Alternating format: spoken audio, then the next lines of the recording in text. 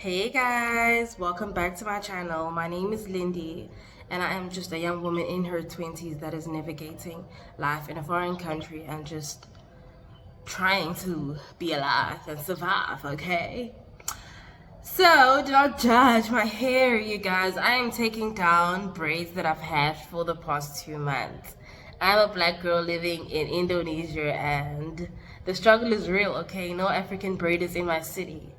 Okay, so I had to stay with these braids for like 2 months. So they were like really awesome when I first came with the hairstyle from South Africa. It was really, really awesome. So today I just want to talk about, so today is more of like a Lindy diary, just to sit down, and talk about like something that I feel like is serious and something that is not like wildly spoken about.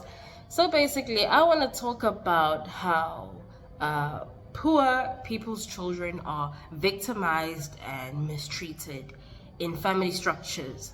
So what do I mean by poor people? I don't mean, when I speak about poor, I don't mean the stereotypical poor, like living on the streets, nothing to eat, torn clothes, torn underwear. Yeah, I'm not talking about that type of poor, but I'm just talking about people who are going through serious like financial struggles, unemployed or minimum wage, or you have a business and the business is really not going well. So it's a struggle to really buy proper groceries. It's a struggle to pay school fees. So yeah.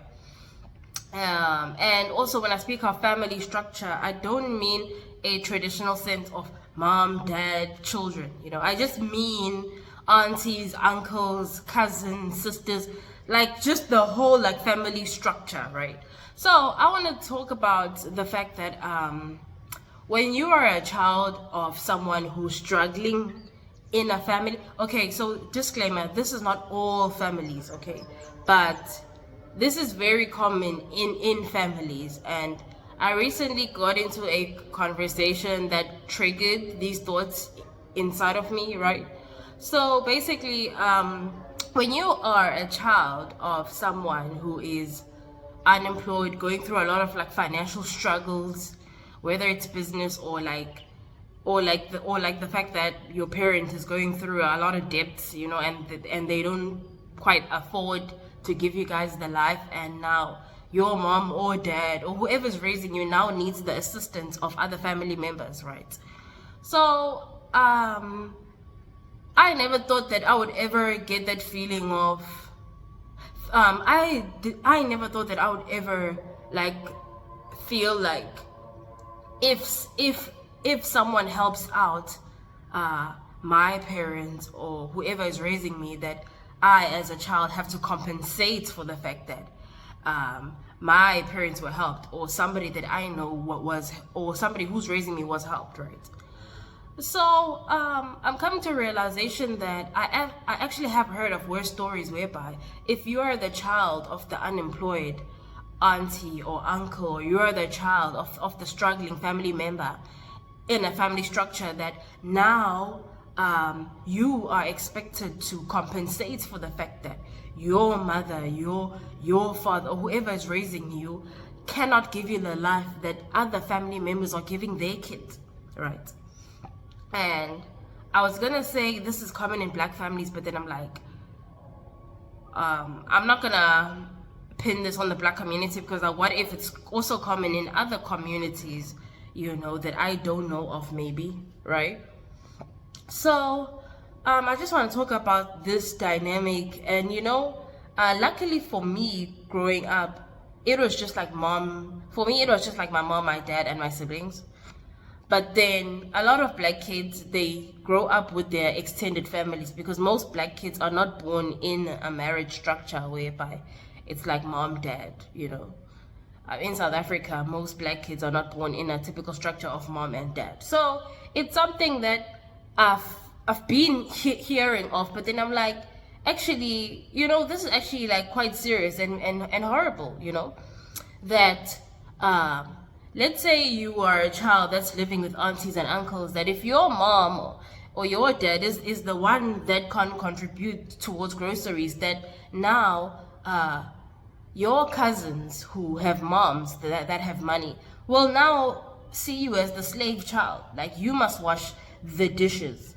Like, you must wash after everybody. You must do that. You must do that because you are the child of the poor person, right?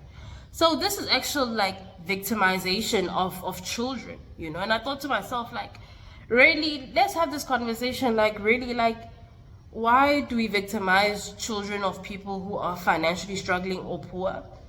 Why do we feel like children of people who are poor or financially struggling, that they need to compensate, you know? They need to forever be grateful, forever be humble. Of which being grateful and of which being grateful or humble is not a bad thing, but then it is a bad thing when you want struggling people or poor people to prove the fact that no, you need to show us that you deserve our help, you know. And honestly, in South Africa, like, this is quite like a huge thing, like, that, you know, in a family structure, the ones that have good jobs, the ones that have money, can just like boss everybody around, can just be emotionally abusive, can just be bullies, you know. And this dynamic is really, really wrong, because, you know, one thing about money, it doesn't buy wisdom, it doesn't buy intelligence, right? So you can have all the money in the world and still not be wise. So now, putting people on a pedestal and people being respected simply because of their job titles is dangerous, because now we are putting stupid people, we are putting selfish people who can never feel sympathy for anyone as leaders of our family structures. You know, you have this insensitive uncle, you have this insensitive auntie who is guiding the family, no empathy, no sympathy, no feelings, an absolute narcissistic person as the leader of the family. And now what's going to happen? The family is going to be divided. The ones that have good jobs are going to be respected, and the ones that are struggling are not going to be respected. And actually, I think that it's a global concept. The way that we as people link respect with money and status is actually like a global problem. That when someone has money, we immediately attach dignity to them. We immediately attach like wisdom, intelligence, yeah, you know. And it's not like that. Sometimes there's no sometimes there's no correlation between how much money someone has and how intelligent they are and how wise they are. Sometimes it's just a connections thing. Like, okay, I got a good job, you know, because somebody connected me. You know, I'm educated because, you know, I was good in math. You know, being good in math in school doesn't mean that even outside, doesn't mean that you're smart in everything else, you know. And and there's something called emotional intelligence, where it's like you as someone, you need to be very aware of yourself emotionally and be aware of people's emotions, and don't just say or do insensitive things all the time, you know. So I was just thinking to myself, like, you know, some things like will never change, especially in African families. Like the dynamics of an older person is never wrong.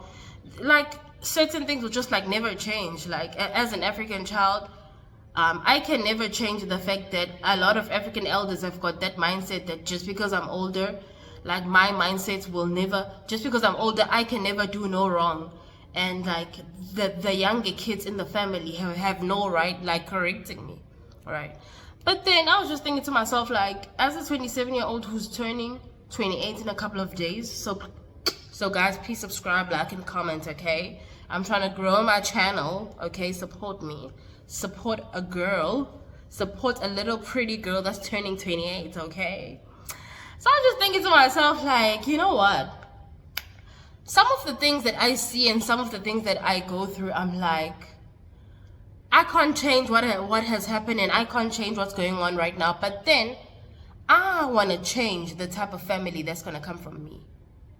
Like, I've just decided for myself that, you know what, when I look at how things are done in families at times, how we just give people with money so much power even when they're wrong. I'm like, you know what, when I become someone's mom one day, or someone's auntie or whatever, when I become older and what I say holds more weight in families, I don't want to follow this toxic pattern that we see in families, victimization, the poor family members feeling like they never have a voice, the poor family members being like victimized, mistreated, and only now the rich ones with good jobs or whatever that are like more respected.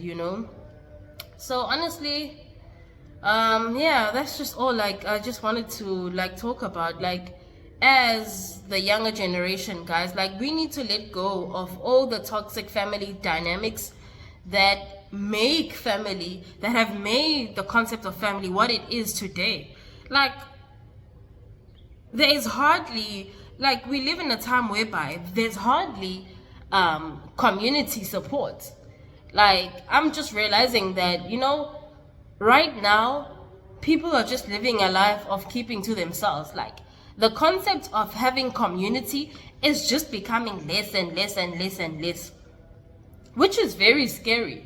Because, like, at the end of the day, like, people need each other, like, regardless of who has money, who doesn't, right?